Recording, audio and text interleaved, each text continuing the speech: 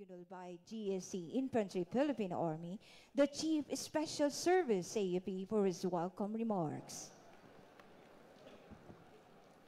At the outset, allow me to greet the following personalities. Of course, our Commissioner John Patrick C. Gregorio of the Philippine Sports Commission, ably represented by Commissioner Matthew Fritz P. Gaston, Philippine Sports Commission.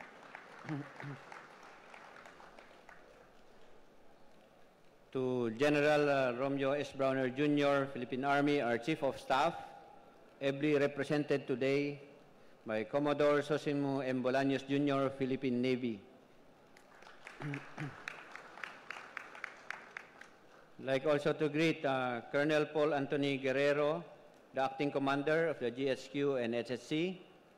Sir. And of course, Major Marlo Rich T. Laxarom, Chaplain Service, our Ambassador to Heaven. And ASN Joanny T. Delgado, Philippine Navy, of the rowing national team in the 2024 Paris Olympics. Of course, we also have our service representatives, representing Lieutenant General Arthur M. Cordura, Philippine Air Force. The CGV PAF is Brigadier General Genaro C. Menor, Philippine Air Force, my classmate. For the Philippine Army, representing General Nafarete is Major General Efren F. Morados, Philippine Army, the Vice Commander. Representing the Flag Officer in Command, Vice Admiral Jose Maria Ambrosio Q. Espeleta, Philippine Navy, is Captain Hernani D.C. Llanes, Philippine Navy, GSC. Representing the Chief PNP, Police Lieutenant General Jose Melencio C. Nartates Jr. is my company mate, his classmate, Police Lieutenant General Bernard M. Banak. Representing the Philippine Coast Guard, representing Admiral Ronnie Hill Gavan, is Commodore Cristofoel M. Meñado, Philippine Coast Guard. For the Bureau of Fire Protection, representing the Fire Director Jesus P. Fernandez, is Fire Chief Superintendent Belinda B. Ochave.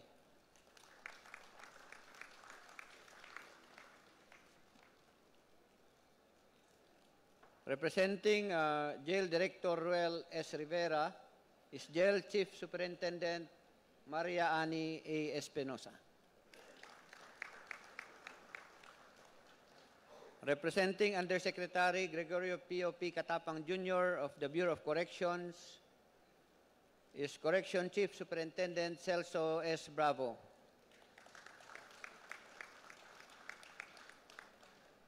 Representing Customs Commissioner Ariel F. Nepomuceno is Special Police Area Supervisor Jerry M. Arizabal. Representing the Chairman of the Metro Manila Development Authority, Romando S. Artes, is Undersecretary Procopio G. Lipana.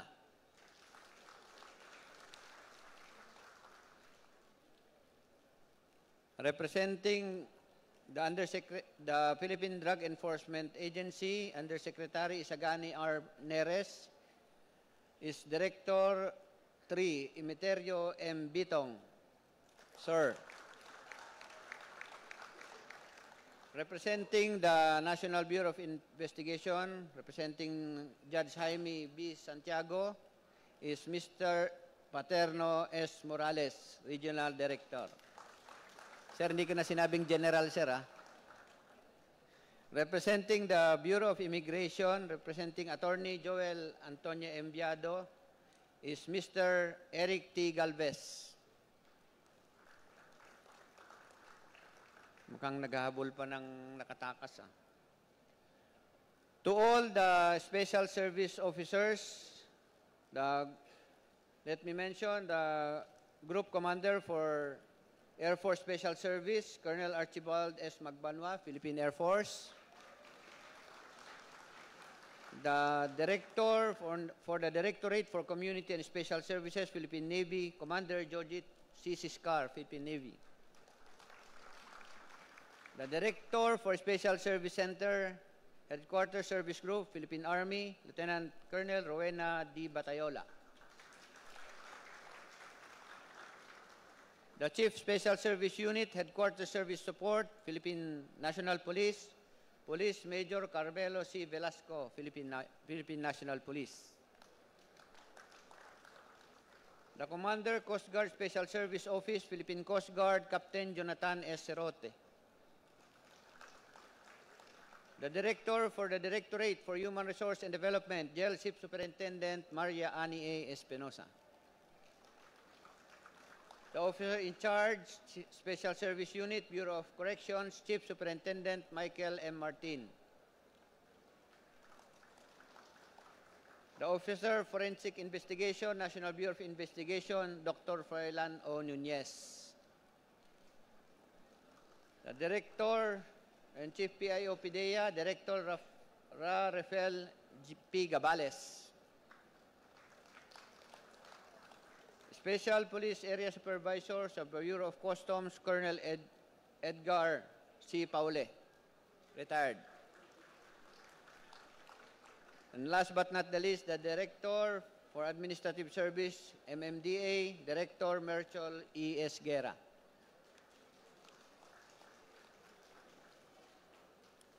A pleasant day to each and everyone. In behalf of the Armed Forces of the Philippines, it is with great pride and honor that I warmly welcome you to the opening ceremony of the Philippine Uniformed Services Sports League 2025.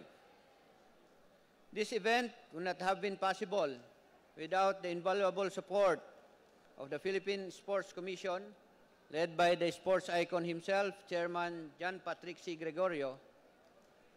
We also take pride in welcoming the new participants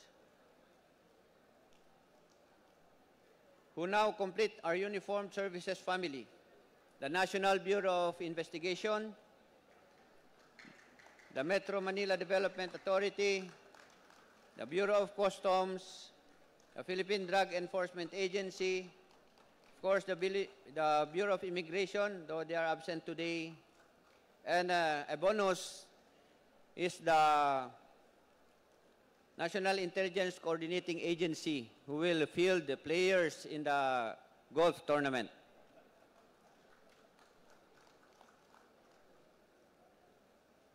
Amidst the suspension of work and because of the typhoons, rain or shine, we visited the different agencies in order to encourage them to support and join this league.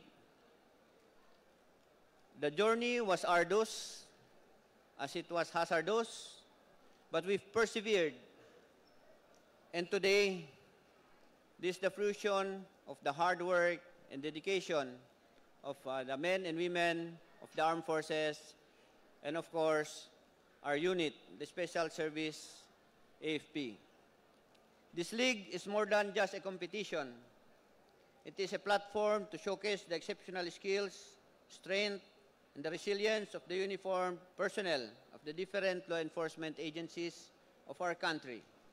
More importantly, it highlights the unifying power of sports, a platform for national unity.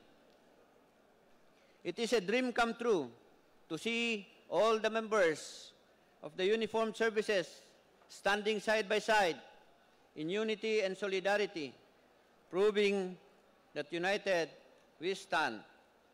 And at the same time, this league provides an important venue and avenue to discover and develop potential national athletes who may one day carry our flag in the prestigious sporting events, both here and abroad. In summary, I once again want to welcome each and everyone to today's ceremony, the opening of the Philippine Uniform Services Sports League 2025. Let us play with passion, compete with integrity, and aspire with excellence. Thank you and good luck to all the participating teams. Thank you, sir. At this juncture, let us all witness the entrance of the Philippine Uniform Services Sports League colors. Approaching the grandstand is the Philippine Uniform Services Sports League colors, which embodies the spirit of unity and camaraderie among the uniform personnel of the AFP, PNP, BCG, BFP, BJMP, Bucor, NBI, PIDEA, BOC, and MMGA. The olive leaves represent peace, unity, and victory, while the torch signifies enlightenment, passion, and leadership. Together, they highlight the League's mission to foster camaraderie, friendly competitions, and excellence among the uniformed services. This symbolism reflects the commitment to peace, discipline, and personal growth through sports, uniting participants under the ideals of cooperation and honor.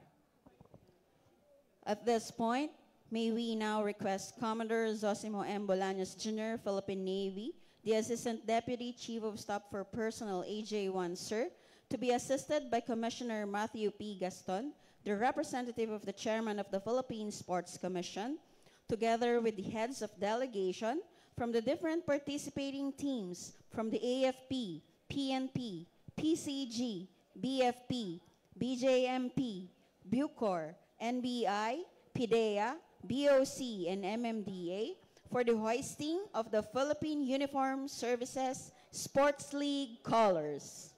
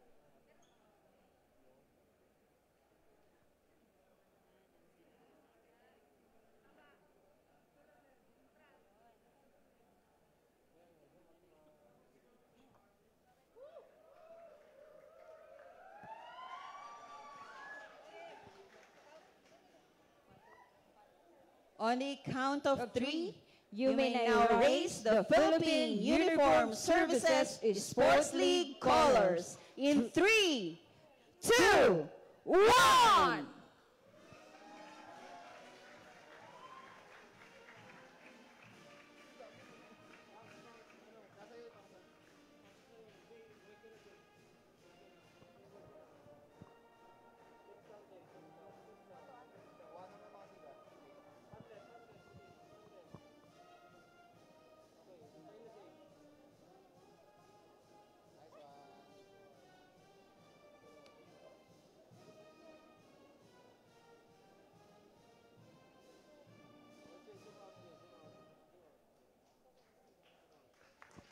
Thank you, ma'am and sirs. You may now proceed to your respective seat.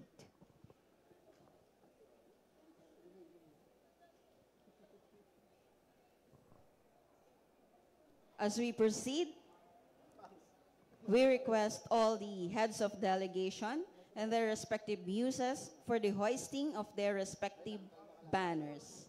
From the Bureau of Customs, Head of Delegation Special Police Area Supervisor Jerry M. Arizabal, Chief Customs Police Divisions, Espace Bureau of Customs, Colonel Edgar C. Paule, retired, and their muse, Ms. Danielle Jaris Torres Aquies.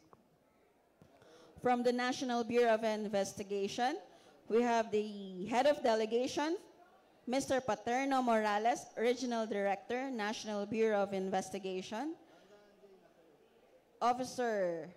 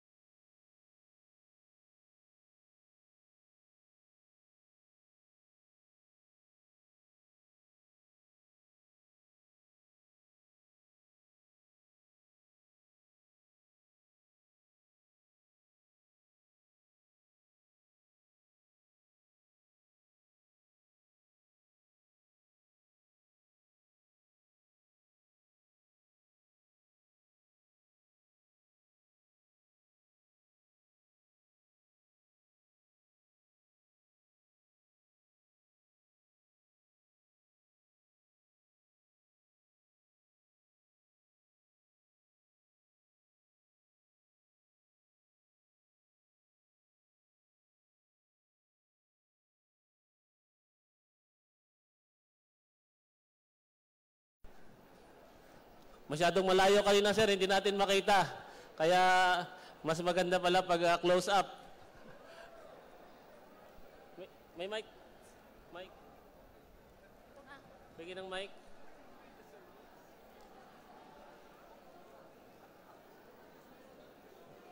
Can I request one?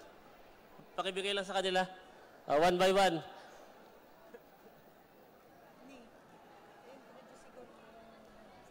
Introduce mo yung sarili. Sir, mag-introduce lang ng sarili. Yeah, sa Anong dala nilang... anong unit sila? Anong dala mo?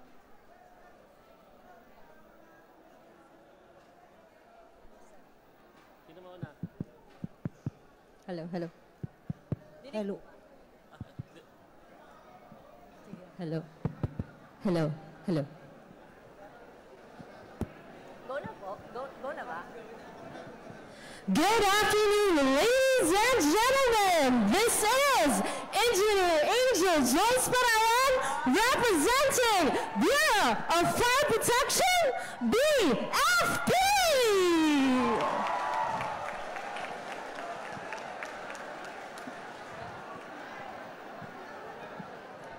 Good afternoon, everyone. My name is Giselle Gregorio, representing PIDEA. Good afternoon, everyone. Mary Jane D. Macalas, representing National Bureau of Investigation, NBI. Innovating Government Service. My name is Danielle Cherise Hiokias, and I am the representative of Bureau of Customs. Let me hear it! Good afternoon, everyone. My name is Mayan Weber. I'm Sublime.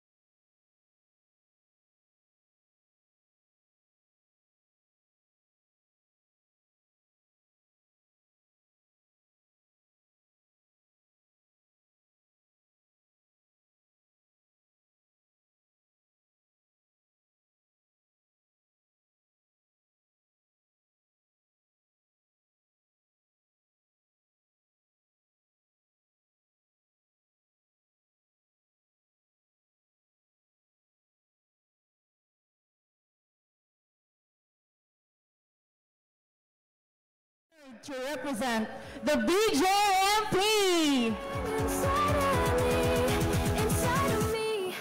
Good afternoon, sirs and madam. I am Patrol Woman Janina Jaira Herrera Longalong, representing Philippine National Police.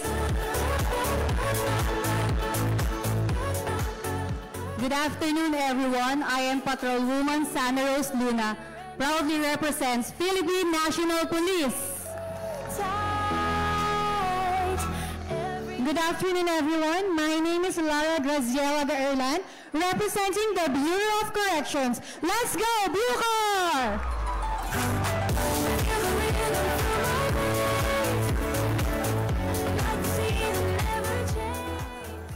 Thank you very much to the lovely muses.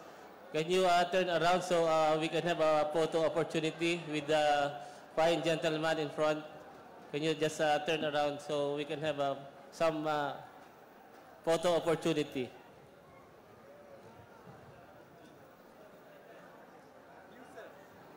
Sir, atras kayo dito. Sir? Sir? Join, sir, for photo op, sir. Back konti, back kayo konti. Back a little, back lang konti, back lang po, back, para po.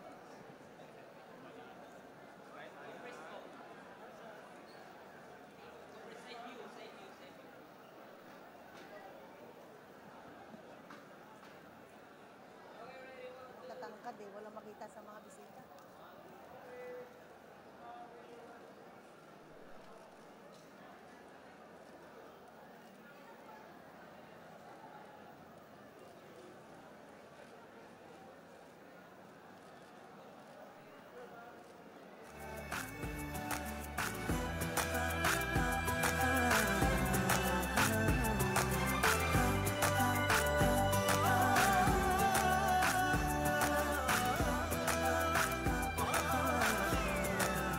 etunes.lk.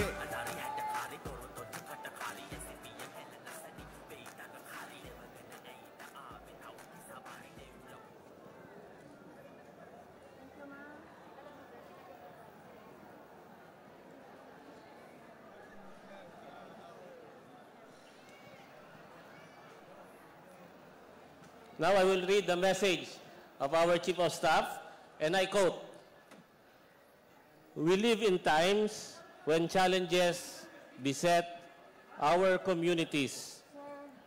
Natural disasters, internal threats, and the ever-shifting demands placed upon our uniformed services. But in every crisis, I have seen the best of you rise as defenders of our country and as symbols of hope, strength, and steadiness. Likewise, sports in their essence do much the same, forging resilience, cultivating trust, and building character. As I have often said, integrity is our lifeblood. Without it, trust crumbles. The trust between units, between commanders and soldiers, and between the uniformed services and the very people we are sworn to protect.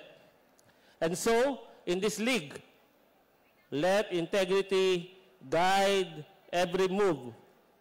Compete honorably, win humbly, and lose graciously. Every match is more than a scorecard on a board. It reflects our discipline, our loyalty, and our commitment to the nation. To our athletes, let this be your proving ground for physical strength and for leadership.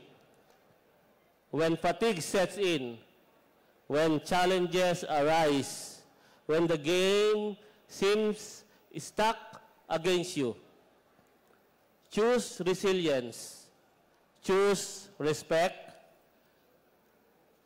choose the values we stand for. In doing so, you build trust, you inspire others, and you set an example worthy of your uniform. To our guests, families, and supporters, your presence today affirms that the service is never isolated. We serve a nation that watches, believes, and expects. Your support strengthens our bonds and inspires us to strive harder. For this year's edition, we welcome 5 new members of our Philippine Uniformed Service Sports League. Namely, palakpakan po natin isa-isa, from the Bureau of Immigration, the Bureau of Customs, the Metro Manila Development Authority,